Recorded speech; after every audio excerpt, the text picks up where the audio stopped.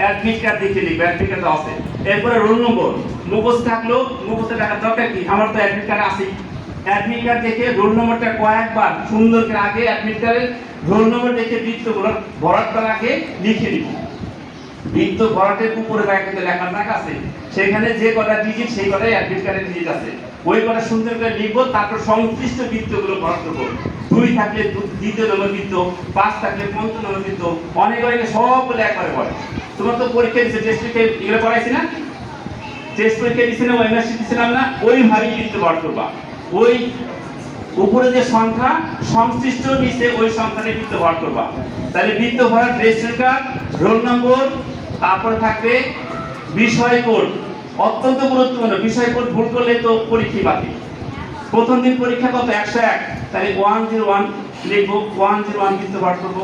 তাহলে আমার খাতাটা কমপ্লিট হয়ে গেল। দেখে দেখে লাগে